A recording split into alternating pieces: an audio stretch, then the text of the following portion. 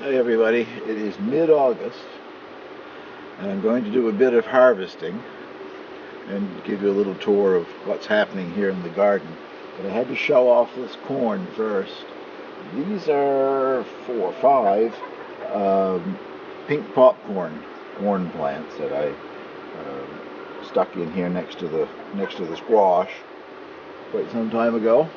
I'm not quite 6 foot tall. I'm 5'10.5", at least I used to be, unless I've shrunk. So that has got to be what? 8 foot, 9 foot, approaching 10 foot tall, maybe, something like that. I'll show you the corn cage in just a second here. Unfortunately, in the corn cage, the roof that I put over it of chicken wire, they can't grow up through that, but everything is up pressing against it. Before we leave this corn and squash patch, I want to show you that my Three Sisters idea this season seems to be working. I definitely have squash. I'll give you a look at some of the smaller ones these are all winter squash in this patch. Some of the ones that are starting to develop, but they're still quite small. But I planted a bean seed or two next to each one of the corn stalks, and they're up, and that one is in bloom, and it's still growing. I guess it's made it up halfway, well, yeah, about halfway up that stalk. They each have at least one bean on it, except for one. The bean that I planted beside it leaned over and is climbing that one that I just showed you, so that has 2 beans climbing up it. But some success, my first time ever with having success anyway, with the Three Sisters planting. That gives you a look at the top of the corn cage, with the corn pressing up. To the left half of the cage there, you can see that center pole. That's the corn that I started off in the greenhouse and brought it out and transplanted it. And the rest of the cage is the direct sown corn, and all of it is the same height now. The direct sown corn has just started to tassel, and I see silks on it. And the ones that I started from seed in the greenhouse, hoop house, whatever, I'm wondering if anything is ready. So I've been reading up, not really reading up, I guess watching videos, and people telling me what it's supposed to be like when it's ready, and I'm still confused. I'm going to give a little peek anyway down into the one that I think is the first one that had silk on it. They're all in a bunch there. There's more in the background. Most stalks have got, I was going to say 2, but the ones I'm looking at, they've got 1. Anyway, there are several stalks that have at least 2 ears, and it looks like maybe the majority of them have 1 ear on. Well, that's the cob that I'm going to sacrifice, I guess. I'm quite certain is the one that had the silk tassels the earliest, so I'll pick that and we'll see what it looks like when I get the husk off of it.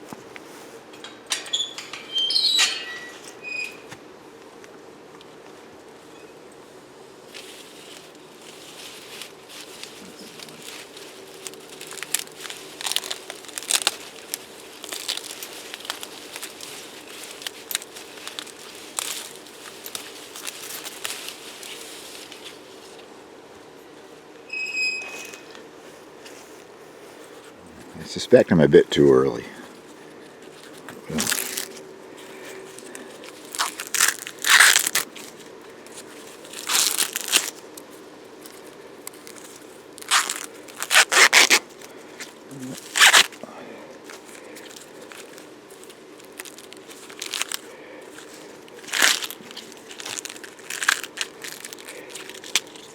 It looks like there was good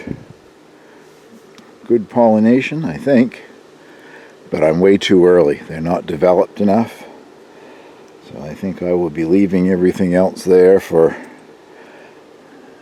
I don't know, 10 days to 2 weeks more.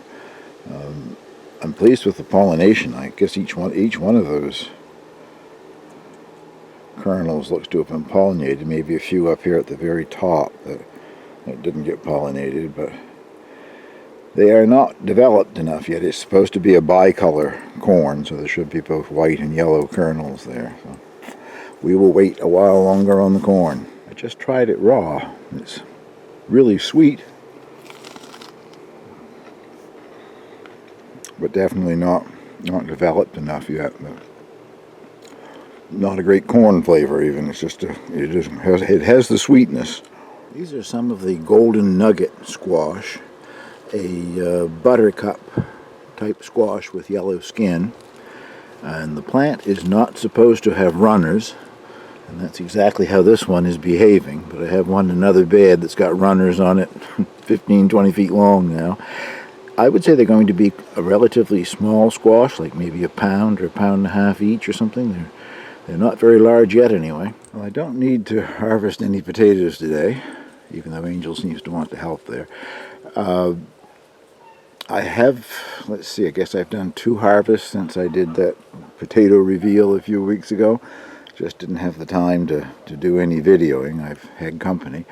The Cara potatoes that I harvested were quite a few of them. I don't remember the exact weight, 3 or 4 pounds. And they were a normal size for Cara. What's left here are a type of russet. And so far I've only harvested one of the containers, very small, egg size. And russets can grow to be quite large potatoes. But they are the ones that also had that leaf edema. And really this is too early for them to be dying off. So, I don't know. Potato is not going to be a great success, I don't think. Well, that's a raised bed with 4 of the golden nugget squash plants, like the one I just showed you. Lots of squash in there. That's out of the same package of seed, I have one plant that is producing a dark green squash. And then I have 2 that are bush plants. Well, the one that's producing the dark green is a bush plant too.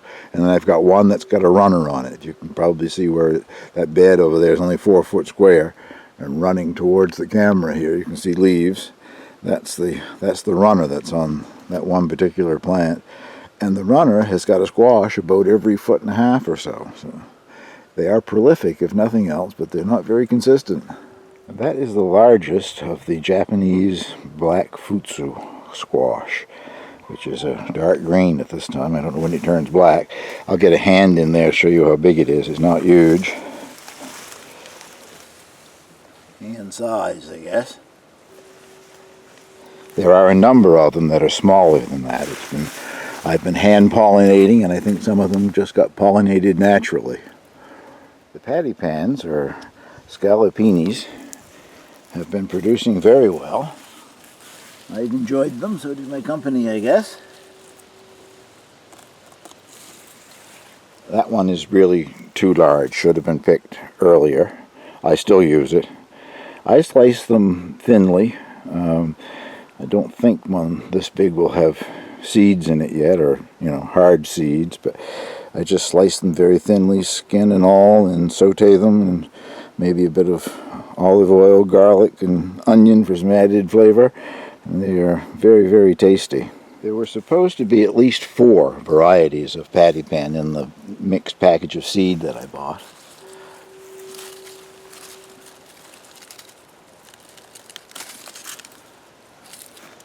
It's a dark green one, and more the size that they should be when you pick them.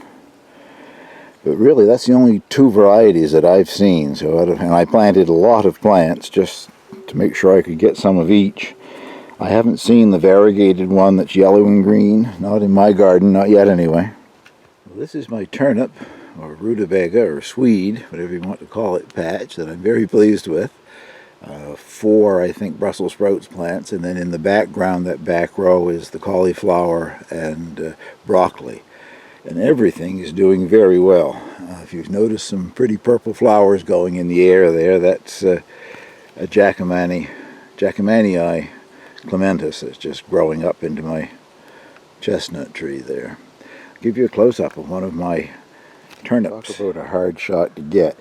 I think that's in focus, and that is sort of a medium-sized one at this point. I have some that are a bit smaller and quite a few that are a bit larger. And turnips, or rutabagas, whichever you prefer to call them, continue to grow into the late fall.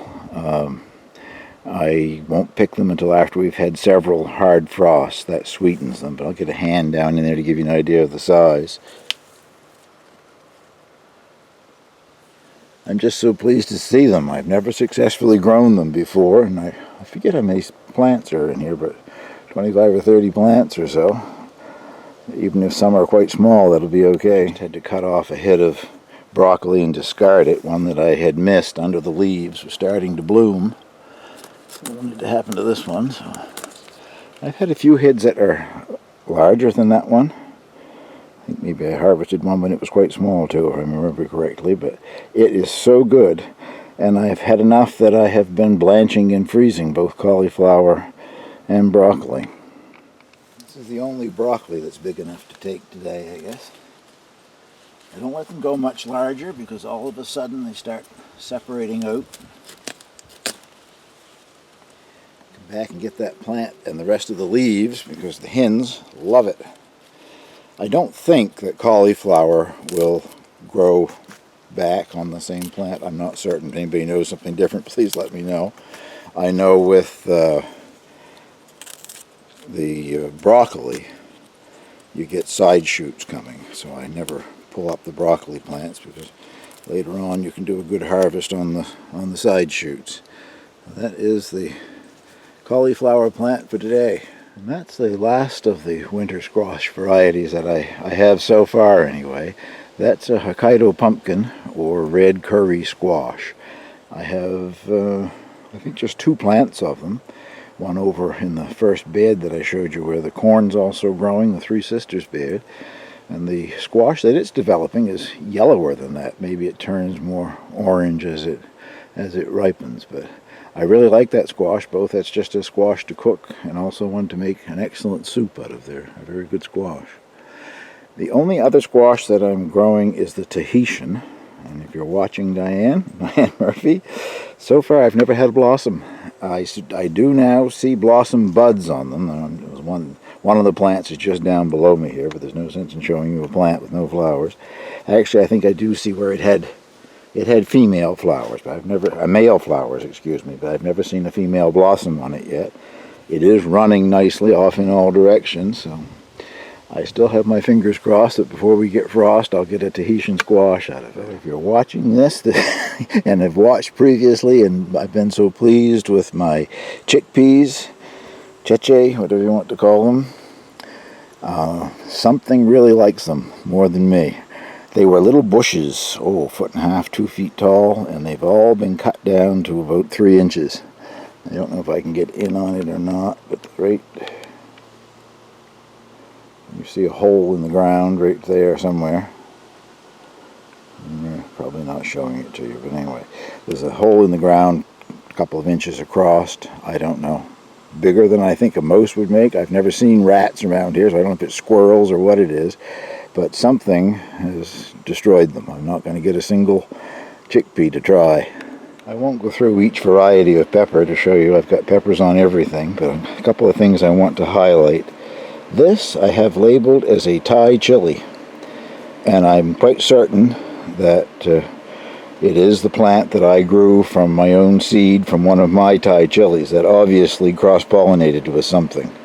That's, I was going to say 10 times larger than a Thai chili should be. They're a very small chili. Lots of them on there. None of them have started to ripen yet. I'd be curious to see if they've got the heat that a Thai chili has, because I don't know what they cross-pollinated with. These, I'm guessing, are Winks Yellow. Never grown them before. Some of the seeds that Kevin Bradley provided. They're a creamy white at this point. I don't know if they get yellower as they ripen or not. And next to it, is Matchbox. And I've already picked quite a few of those, and I have them in the house in my herb dryer thing. They just air dry, drying them out because I don't want them to spoil. Leave them on the vine, they'll continue to ripen to the point where they rot.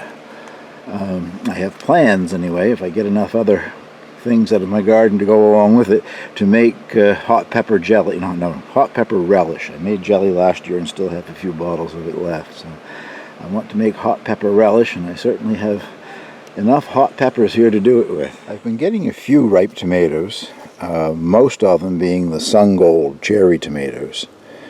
But once again, I have something weird happening. Two plants, side by side out of the same seed packet. One of them is producing those, which is what I was expecting for Sun Golds, to be small, and the other one is producing those consistently.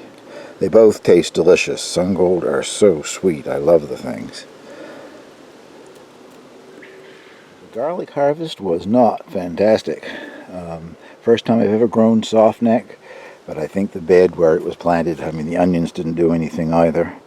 And I even cheated with the row of scallopini there. I used some Miracle Grow fertilizer on them to get them to grow a little bit. I really think it needs to be improved. So that's where all of the potato dirt is going this fall. Plus I have a large pile of manure that came out of the chicken coops this spring. Will be quite well aged by fall. So I will improve that bed and hopefully have better luck next year. I'm enjoying the softneck garlic. First time I've ever grown it. I just pulled the last of the beets, and not a moment too soon, according to what I found. I have this happen to me every year. I don't know why I'm surprised, but you see that one there, and this one here. A rodent of some sort really likes my beets. I probably had a half a dozen of those at least. I brought 2 out. The rest of them I just threw on the ground in the hoop house. Beets will store nicely, so I will store these for quite a while. I haven't decided if I'll do pickled beets this year or not. I haven't done them in a few years, but I have enough there that I could do a few jars anyway. Well, thank you very much for watching, and that concludes this little update from the garden in mid-August.